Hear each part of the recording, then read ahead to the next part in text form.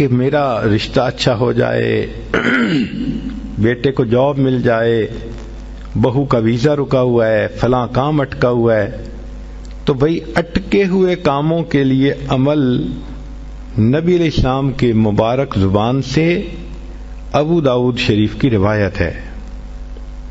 نبی علیہ السلام نے فرمایا جو مومن صبح و شام 7 مرتبہ اس دعا کو پڑھے گا اللہ تعالیٰ اس کے ہر ادھورے کام کو پورا فرما دے گا۔ اور وہ کیا ہے؟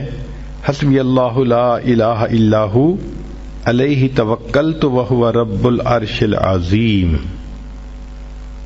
بعض لوگوں کو رزق کی تنگی کے بڑے شکوے ہوتے ہیں اور ان کے دل پہ فاقے کا خوف رہتا ہے، ڈر رہتا ہے، اور فاقے سے بچنے کے لیے وہ سارا دن کاروبار کے پیچھے بھاگتے دوڑتے بھی رہتے ہیں۔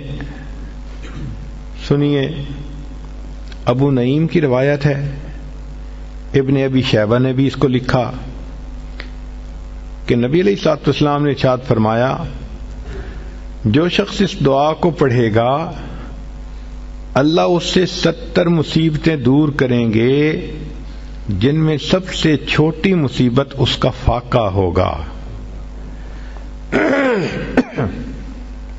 جو شخص اس دعا کو پڑھے اللہ تعالیٰ اس سے 70 مصیبتوں کو دور فرمائیں گے اور سب سے چھوٹی مصیبت فاقہ ہوگی، اور وہ فقرہ ہے لا حول ولا قوة الا باللہ لا ملجأ ولا منجأ من اللہ الا الیک۔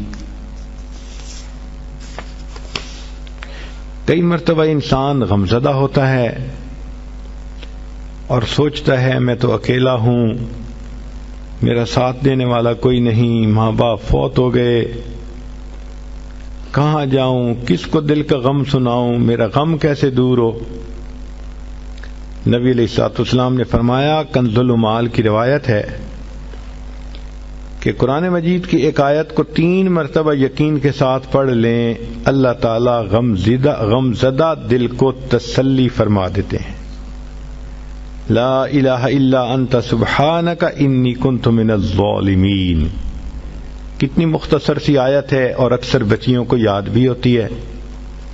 اس آیت کو 3 مرتبہ پڑھنے پر اللہ تعالیٰ انسان کی سیڈنس ختم کر دیتے ہیں، غم ختم کر دیتے ہیں، دل کو خوشی عطا فرما دیتے ہیں۔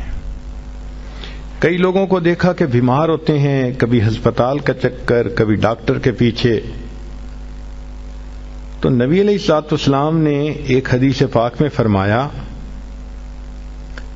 اس حدیث کو مسند احمد نے روایت کیا اور طبرانی نے روایت کیا کہ جو شخص فجر کے بعد 3 مرتبہ یہ دعا پڑھ لے اللہ 4 مرضوں سے اس کو نجات عطا فرما دیتے ہیں۔ امید ہے کہ مستورات توجہ سے یہ بات سنیں گی اور اس کی اہمیت کو ذرا سمجھیں گی کہ جو شخص فجر کے بعد 3 مرتبہ یہ آیت پڑھ لے تو اللہ تعالیٰ اس کو 4 بڑے بڑے مرضوں سے بچائیں گے۔ نمبر 1، پاگل پن۔ اگر کوئی آدمی مینٹلی ان بیلنسڈ ہو، ریٹارڈڈ ہو،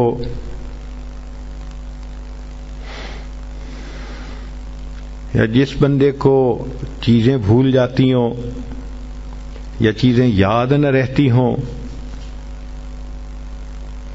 ذہن سے متعلقہ جو بیماریاں ہیں وہ اسی پاگل پن کے زمرے میں آئیں گی۔ یا کسی کو مرگی کی بیماری ہوتی ہے وہ بھی اسی زمرے میں آئے گی۔ تو پہلی بیماری جو اللہ تعالیٰ دور کرتے ہیں وہ ہے پاگل پن، اور دوسری بیماری کوڑ پن۔ کوڑ پن کہتے ہیں چہرہ بدصورت ہو جانا۔ یہ بھی ہو سکتا ہے کہ برس کی بیماری ہو جائے، جیسے بعض عورتوں کو جلد بالکل سفید ہو جاتی ہے اور عجیب بدنما چہرہ ہو جاتا ہے، یا کئی مرتبہ جسم پہ تل اتنے نکل آتے ہیں، دانے اتنے نکل آتے ہیں کہ چہرہ بدنما ہو جاتا ہے، یا چہرے پر داغ پڑ جاتے ہیں کالے رنگ کے، تو چہرے پہ داغ پڑیں، چہرے پہ دانے بنیں، یا چہرے پہ برس کے نشان پڑیں، کوئی بھی چیز ہوگی وہ اسی کوڑ پن کے زمرے میں شامل ہوگی جس سے کہ چہرہ انسان کا بدصورت ہوتا ہو۔ یہ بیماری بھی اللہ دور فرما دیں گے۔ اب جن بیچاریوں کو بیوٹی پارلر پہ جانے کا شوق رہتا ہے اور اپنے فیس پہ پتہ نہیں کیا کیا پروسیس وہ کرواتی ہیں، تو ان کو تو چاہیے کہ وہ اس آیت کو یا اس فکرے کو بار بار پڑھیں تاکہ اللہ تعالیٰ ان کے چہروں کی خوبصورتی دیر تک سلامت رکھیں۔ اور تیسری چیز ہے اندھا پن۔ اندھے پن سے مراد یہ کہ آنکھوں کی بینائی ہی چلی گئی، یا آنکھوں میں موتیا بند آ گیا، یا آنکھوں پہ اینک لگانی پڑ گئی۔ یہ سب ایک ہی بیماری کی تفصیلات ہیں۔ تو جن کی نظر کمزور وہ بھی پڑھ سکتی ہیں، یا جن کو لینز لگانے پڑتے ہیں، کنٹیکٹ لینز صحیح یا کوئی اور، اس مصیبت سے بھی جان چھوٹ گئی۔ اور جن کی بینائی چلی گئی اللہ ان کے لیے بھی آسانیاں فرما دیتے ہیں۔ تو پاگل پن کی بیماری ختم، کوڑ پن کی بیماری ختم، اندھے پن کی بیماری ختم، اور چوتھا فرمایا فالج کی بیماری ختم۔ فالج ایک تو ہوتا ہے کہ انسان کا ہاتھ یا پاؤں کام ہی نہ کریں، اور ایک یہ بھی ہوتا ہے کہ اتنی ویکنیس کہ عورت کہتی ہے مجھ سے تو کھڑا ہی نہیں ہوا جاتا، میرے پاؤں سن ہو جاتے ہیں، میرے ہاتھ سن ہو جاتے ہیں۔ یہ ساری چیزیں کمزوری اور فالج کی ابتدائی سٹیجز ہیں، تو یہ سب چیزیں ٹھیک ہو جاتی ہیں۔ اب بتائیں کہ اتنی بڑی بڑی بیماریوں سے جس بندے کو بچنے کی خوشخبری مل رہی ہو تو وہ تو پھر اس عمل کو کیے بغیر رہ ہی نہیں سکتا۔ اور یہ عمل دیکھو چھوٹا کتنا ہے۔ وہ جو فکرہ فرمایا حدیث میں وہ ہے سبحان اللہ العظیم وبحمدہ ولا حول ولا قوت الا باللہ۔ اتنا سا فکرہ پڑھنے پر اللہ چہرہ بھی پر نور بنا دیتے ہیں، میموری بھی تیز کر دیتے ہیں، اللہ تعالیٰ بینائی بھی تیز کر دیتے ہیں، اور اللہ تعالیٰ جسم میں طاقت بھی بھر دیتے ہیں۔ یہاں تک تو نیکیاں کمانا، گناہوں کو بخشوانا، فرشتوں کی دعائیں لینا، غمزدہ دل کو تسلی ملنا، اور بیماریوں سے محفوظ ہونا، اس طرح کے عمل بتائے تھے۔ اب ایک عمل سن لیجئے کہ دجال سے محفوظ ہونا۔ دجال ایک تو بڑا ہوگا نا، جس کو دجال اکبر کہتے ہیں، جو آئے گا اور بندے اس کے پیچھے لگ کر اپنا ایمان خراب کر لیں گے۔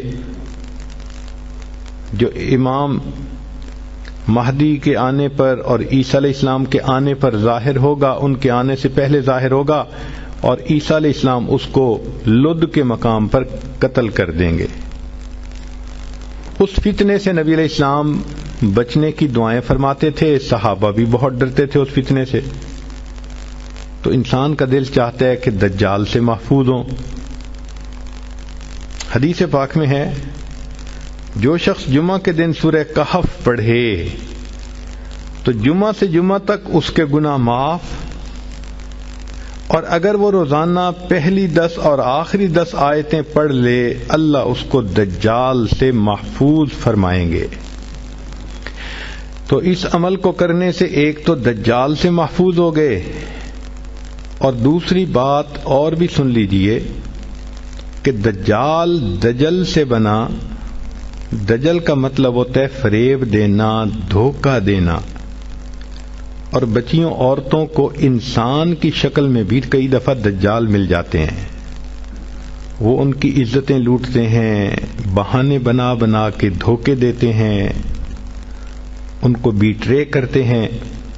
تو اس عمل کے کرنے سے عورت بچی ایسے دجالوں سے بھی محفوظ رہے گی۔ لا الہ الا اللہ، لا الہ الا اللہ، لا الہ الا اللہ، لا الہ الا اللہ، لا الہ الا اللہ، لا الہ الا اللہ، لا الہ الا اللہ۔